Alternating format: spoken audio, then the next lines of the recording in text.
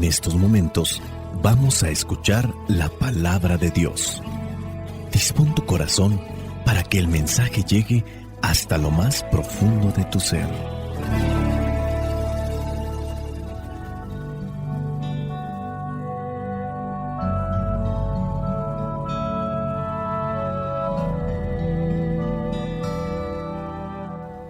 El evangelio que la iglesia nos presenta para el día de hoy corresponde a Mateo capítulo 28, versículos del 16 al 20. Dice así: Los 11 discípulos fueron a Galilea, al monte que Jesús les había indicado. Al verlo, lo adoraron. Algunos, sin embargo, dudaron. Jesús se les acercó y les dijo: Se me ha dado todo poder en el cielo y en la tierra. Vayan pues y hagan discípulos a todas las naciones, bautizándolas en el nombre del Padre, del Hijo y del Espíritu Santo, enseñándoles a observar todo cuanto les he mandado. Yo estoy con ustedes todos los días hasta el fin de los tiempos.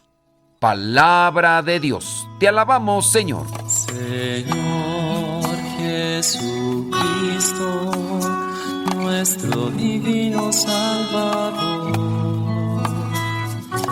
enseñando a los hombres el fuego de tu amor.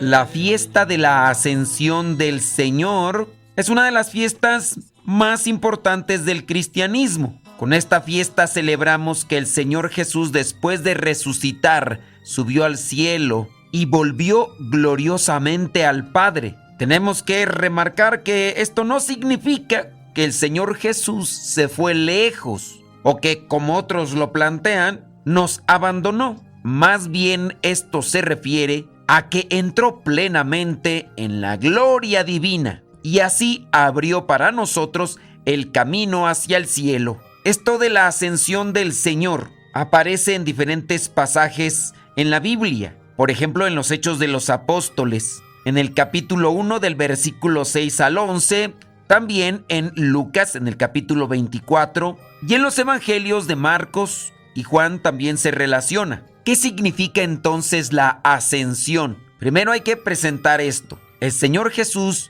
vino del Padre, cumplió su misión, venció el pecado y la muerte y regresa o vuelve a su Padre glorificado. Él viene a enseñarnos cómo podemos y cómo debemos vivir para entrar en la gloria del Padre. Vayamos a la reflexión del Evangelio. En este Evangelio de Mateo no aparece explícitamente que subió al cielo. Este pasaje es más conocido como el envío misionero. Todo esto después de la resurrección del Señor Jesús, porque ya antes, cuando caminaba entre ellos, también los había enviado. Pero este último envío es un envío para todos nosotros que somos sus discípulos. Pero específicamente aquí, en este pasaje del día de hoy, el Señor Jesús entrega a sus apóstoles una misión universal y les promete permanecer con ellos. Veamos el versículo 16. Los 11 discípulos fueron a Galilea. Aquí todavía no han elegido a Matías. Dice, al monte que les había indicado. No dice explícitamente cuál era el monte. No hay pasaje bíblico que identifique con certeza, pero hay algo que es la tradición y vienen a sugerir diferentes montes. No es propiamente un monte como tal. Recordemos que también en la Biblia subir al monte es subir en un estado espiritual. Podríamos interpretarlo como manténganse en oración. Es verdad que aquí les dice que fueron a Galilea, a un monte, pero también podemos saber que no necesariamente es en un templo, en un monte, es en esa relación con Dios, vincularnos por medio de la oración. Otra característica aquí es que les dice que vayan a Galilea. Recordemos que fue el lugar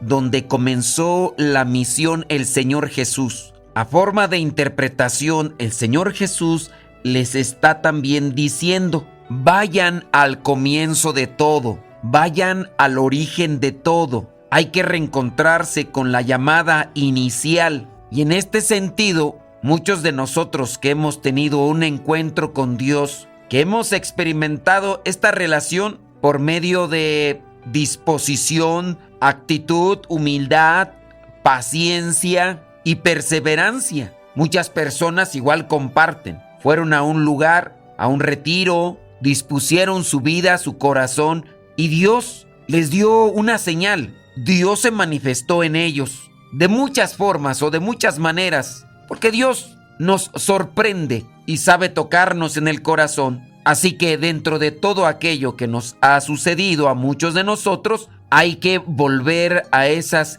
situaciones y condiciones para reconectarnos. Dice, fueron a Galilea, al monte. Podríamos interpretar, vayamos a esa actitud, conectémonos con Dios. Y ahí el Señor Jesús se reúne con sus discípulos. Dice el versículo 17, al verlo lo adoraron. ¿Dónde te has encontrado con Dios? No propiamente es ir a lugares lejanos. Muchas de las veces es más bien una actitud, una disposición, recurrir constantemente a esas formas. Al verlo lo adoraron, pero dice que algunos dudaron. La adoración es una actitud reservada para Dios. Es cuando reconocemos su divinidad, pero dice que algunos dudaron. Esto a pesar de estarlo mirando resucitado. Esto de dudar pudiera llevarnos a nosotros a hacer un juicio sobre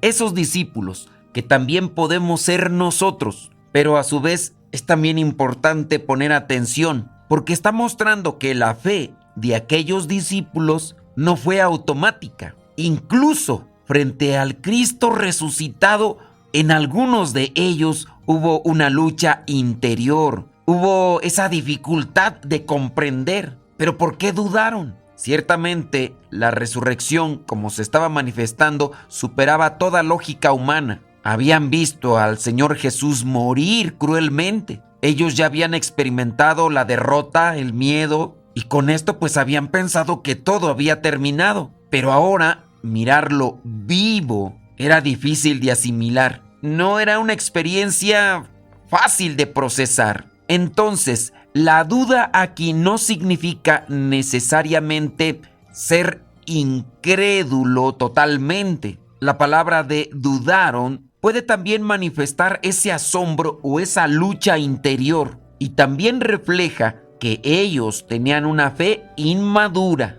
Aún no comprendían plenamente las Escrituras, no entendían del todo la misión del Señor Jesús y seguían pensando en muchas cosas de manera humana. Por eso todavía después les dirá que les enviará al Espíritu Santo, y ciertamente con su presencia se ilumina todo. Hay que comprender, estos discípulos han sido golpeados por el miedo, la culpa, la confusión. Desde un aspecto psicológico, ellos han sufrido un trauma emocional y espiritual, y les es difícil entonces comprender. Han sabido de lo de Judas Iscariote, han sabido de la negación del mismo apóstol Pedro, y ellos mismos salieron corriendo ante este trauma emocional, aunque han pasado 40 días, porque la ascensión se dio a los 40 días, el corazón humano tarda en recuperarse. Y podemos entender que el evangelista, el apóstol Mateo, quiere también mostrarnos con ello que los discípulos son de carne y hueso, no son personas perfectas, son seres humanos frágiles, temerosos, limitados. Pero dentro de todo esto, Dios obra en ellos, como también puede obrar en nosotros. Aquí lo que impacta también es que, a pesar de esas fragilidades, el Señor Jesús se manifiesta. Dice el versículo 18, se les acercó y les dijo, se me ha dado todo el poder en el cielo. El Señor Jesús no rechaza a aquellos que dudaron, porque lo sabe. Él conoce los pensamientos, Él conoce el corazón. El Señor Jesús no los humilla por dudar. Y aún con esas dudas, con esa lucha en su interior, porque el Señor lo sabe, les envía. Tiene esperanza en que ellos trabajen, en que ellos se purifiquen. La duda puede formar parte del camino de la fe. Se entiende. No es que tengamos que tener una claridad completa. Como se puede dudar de la vida matrimonial, ¿lograremos ser felices en el camino que Dios nos ha llamado, en la vocación? Ustedes en el matrimonio, yo en la vida consagrada. Esas dudas son entendibles, pero sabemos que en la medida que nos sostengamos de la mano de Dios, los miedos no serán una realidad. Como todos los seres humanos, podemos sentir oscuridad, podemos estar luchando interiormente. Y eso, como tal, no significa falta de fe. Significa una fe inmadura, miedo, duda, pero Dios trabajando nos lleva en el proceso. Hay que seguir perseverando, buscando siempre a Dios. El Señor Jesús nos da una encomienda grande. Dice el versículo 19, vayan y hagan discípulos a todas las naciones, enseñándoles a observar todo cuanto les he mandado. No solamente es transmitir una información religiosa, es enseñar a vivir como Cristo, es ayudar a formar corazones a semejanza del suyo. Nuestra fe necesita formación y crecimiento, y en la medida que vayamos caminando, perseverando en la fe, aún en medio de las dudas, tenemos la esperanza de ver la salvación. Pues dejemos que el Espíritu Santo nos ilumine y nos guíe en ese camino, en ese sendero que nos lleva a su presencia, para poder cumplir con la voluntad del mismo Señor Jesús que miramos en este Evangelio. Espíritu Santo, fuente de luz, ilumínanos. Espíritu Santo, fuente de luz, llénanos de tu amor. La bendición de Dios Todopoderoso, Padre, Hijo y Espíritu Santo, descienda sobre cada uno de ustedes y les acompañe siempre. Soy el Padre Modesto Lule de los Misioneros Servidores de la Palabra. Vayamos a vivir el Evangelio. Lámpara es tu palabra para mis pasos, luz en mi sendero. Lámpara es tu palabra para mis pasos, luz en mi sendero. Luz, tu palabra es la luz. Luz, tu palabra es la luz. Yo guardaré tus justos mandamientos. Señor, dame vida según tu promesa. Lámpara es tu palabra para mis pasos, luz en mi sendero. Lámpara es tu palabra para mis pasos, luz en mi sendero. Luz, tu palabra es la luz. Mi vida, Señor, está siempre en peligro. Hoy me levanté pensando en todo lo que tengo que agradecer.